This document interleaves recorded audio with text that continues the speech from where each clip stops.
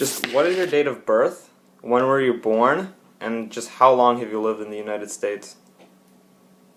April 1st, 69 is my date of birth. Mm-hmm.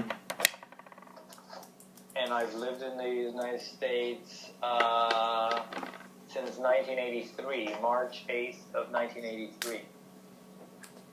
Alright, so do you consider yourself like a full-fledged American? For the most part, I would say so, but I mean, I also recognize that I wasn't born here, so... Right. So, just like, I asked this to everybody, like, what kind of household were you raised in?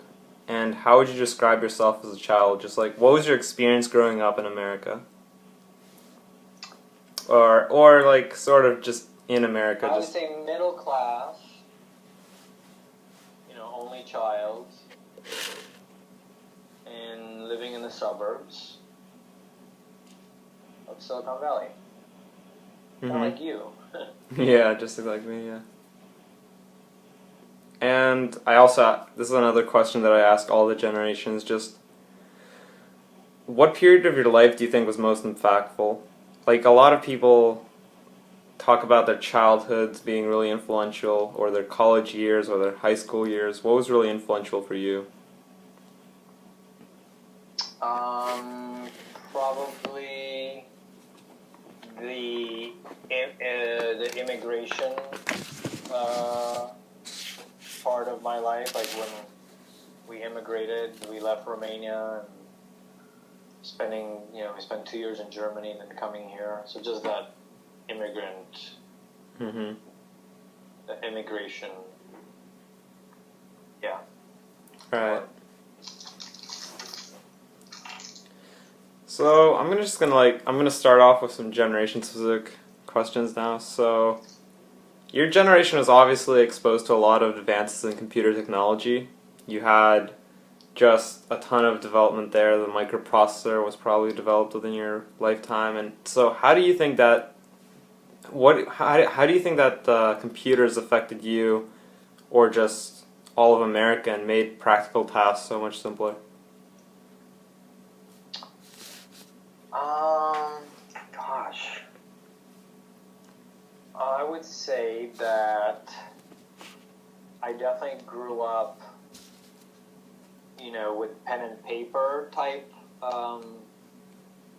Mm-hmm. like growing up in school, pen and paper was the mode of writing, and then definitely once in college it switched to computer.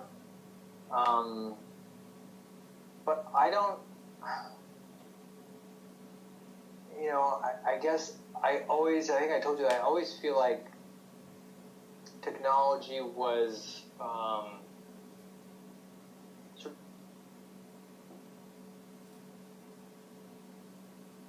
kind of like improved, and yes, it's become more ubiquitous, but I don't feel like, like point A, like the start of my life was like without technology, and then technology came upon it. I just feel like it's perfected existing technology. For example, so I've always lived around, like as a kid, I remember TVs, okay? They were black and white, but there were TVs with, channels and programming just like they are today.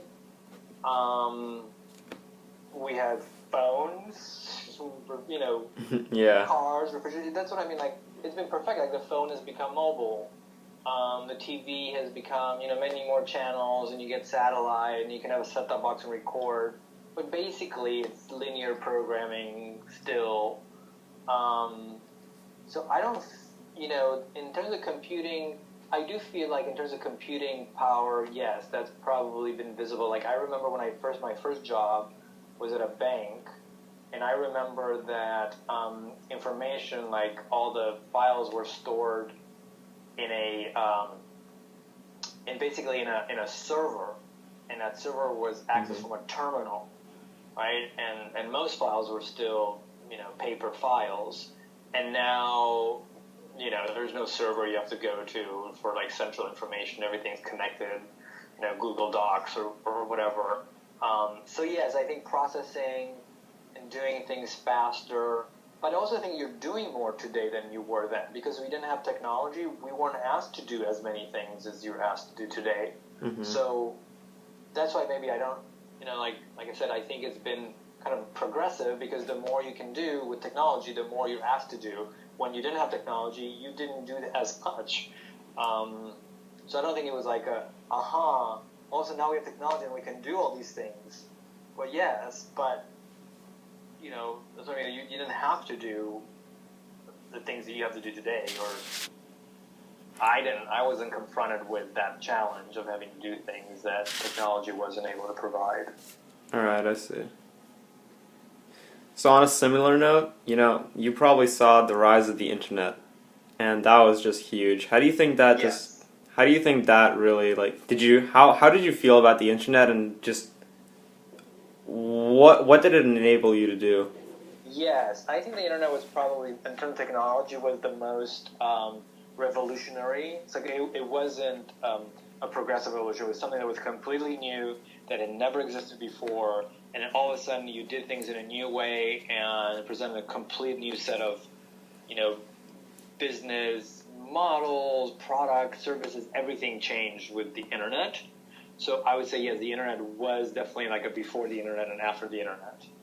I mean, you could do, like things like email and, instant messaging and those kind of things, which came in just before even mobile phones, right? So internet came in around 1995. Mobile phones came a little bit around the same time also. But definitely I think the internet was more impactful. You could just get information a lot quicker, and just it was just readily available, and you didn't have to, physically go get it, and it was instant. Right. Before that, you'd probably have to go to the library and check out a book. Like a library or book. Obviously books, library, scientific magazines, things like that. But even with that, I mean, the internet wasn't like day one, all the information was available, and it just kind of showed you the potential, right? And then Wikipedia started, and then then you did have like a kind of like a encyclopedia available to you through that site. Right. Also, the websites, like corporate websites, the fact that you could, market and advertise in a really, in a very targeted way, and that you could speak to a very targeted, segmented audience, and that was very new also. Mm-hmm. Right. Because, TV is broad, radio is broad, so there was no form of communication that was, targeted. Mm-hmm. Right. Because, the internet is just special interest magazines is where you would have targeted advertising, because, if you were a fan of, I don't know, whatever, wood carving, then you would have magazines that are into wood carving, and then it would have ads that are specific to that, or classifieds, sections in the classifieds, but... Right. But it wasn't the same yet. So, did you actually play around with the internet when it first came out? I did, and I was, my first jobs were, focused on the internet, and I think the other part about the internet was that there was this feeling that technology, this was such a revolution in technology, that there was this great feeling of a leap in terms of innovation, and you had a lot of, startups, a lot of new companies, a lot of business models, a lot of technology companies support that whole infrastructure. So there's this feeling that of a revolution in technology, that I don't think there's been anything like that before or since. I see. All right. It was definitely a moment. That period of 96 through 2000 was this blossoming of, opportunities, and like I said, and then there was a crash, but that initial feeling, it seemed like there was just unstoppable, and it would just revolutionize everything we would do. Right. Be revolutionized by the internet. So, shifting topics now, I want to just talk about how you've lived during the period when the Cold War was at its sort of it was somewhat at its peak. It was kind of past the peak, but it was still like a looming cloud over everything that happened. And how do you feel about that period of time, and just how did it affect you?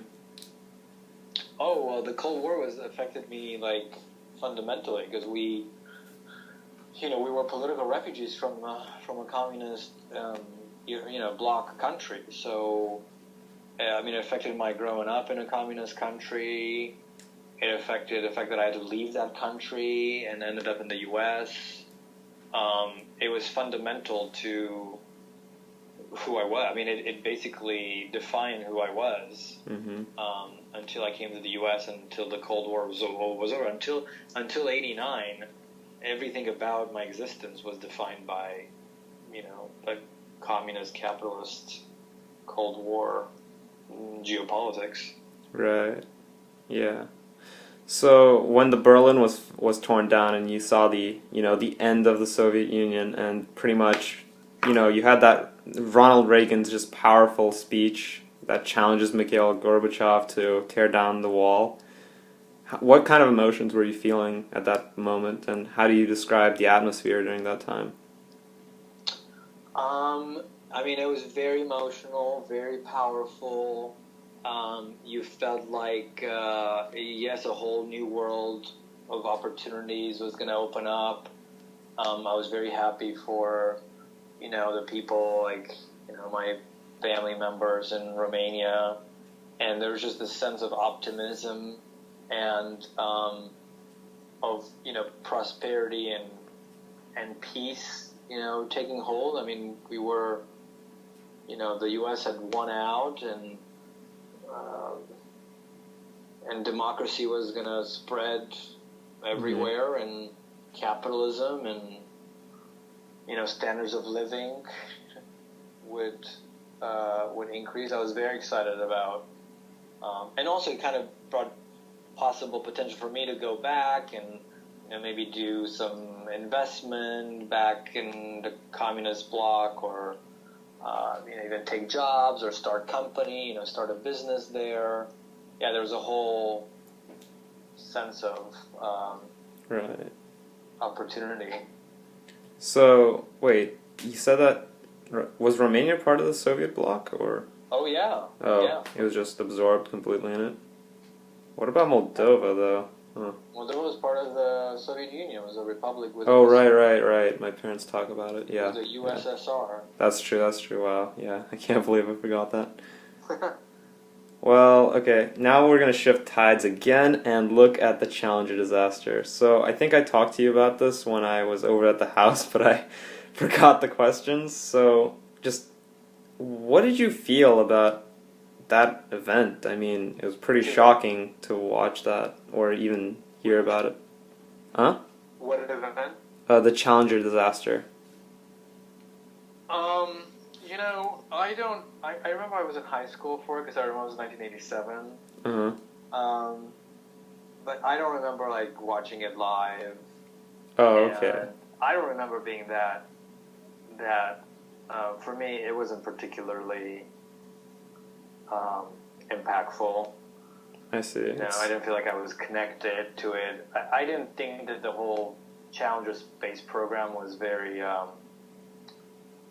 By that point in time, it wasn't as innovative, and I just didn't have a tangency to it. It's like they were going to space and bringing back aliens, or bringing back cures for cancer. It was like every now and then they would send one of these Challenger spaceships up in the air. They were orbiting around the Earth and doing some experiments that, who knew what they were doing. So the fact that one of them blew up, I don't know, to me it wasn't that.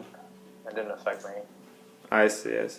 Well, that's completely fine. It's still open-ended. So let's try to look for something else. Another national tragedy that really shook up the United States was probably the Columbine school shooting. How did you feel about that? Yeah, I remember those. I was much older for those, and so I wasn't in school, so I had a more kind of like adult